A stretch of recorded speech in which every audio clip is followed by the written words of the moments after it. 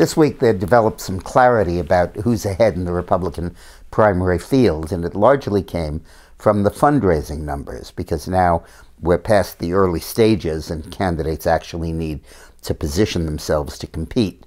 The interesting thing about this year's primary schedule is that it starts on February 15th and should be wrapped up by March 15th. Not that anyone will have a majority on March 15th, but it'll be very clear who's most likely to win the nomination, and then they'll probably clinch it over the 4 weeks afterwards. The entire process will not take more than 10 weeks or 12 weeks, it looks like. But it should be, after 6 weeks, pretty clear who's going to win. The primaries start on February 1st, a month later than this year, than 4 years ago, and end really in June, but most of the delegates, 2/3 of the delegates, will be selected in a 6-week period between February 1st and March 15th. So we should have a pretty good idea at that point of who's likely to win the nomination, certainly who the top 2 contenders are at that point.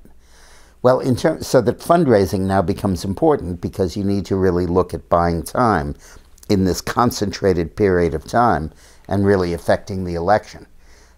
5 candidates really stood out in the fundraising. Of course, Trump, who himself is just writing the checks, Carson, Bush, Rubio, and Cruz. Of the candidates, other than Trump, the one with the most cash on hand was Cruz, who has $13.5 million on cash, more than $2 million more than Rubio, who's his next largest competitor at about 10 point something. Bush is slightly below Rubio, and Carson is at about the same level as Bush. Carson had raised a great deal of money, but he's raising it largely through direct mail, small donors, which is good because he can re-solicit time after time. But the problem is that he has a high burn rate because he has to constantly send out mailings and bring in new prospects.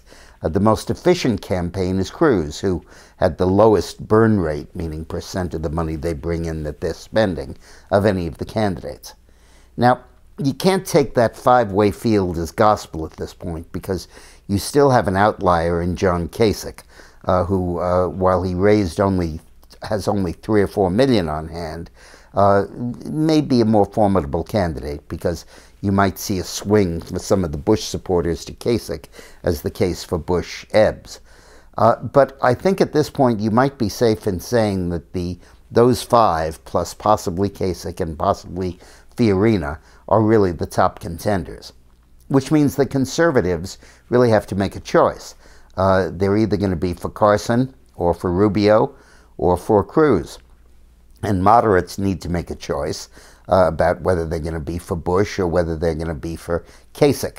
The Trump vote really spans both moderate and conservatives, and he remains in first place.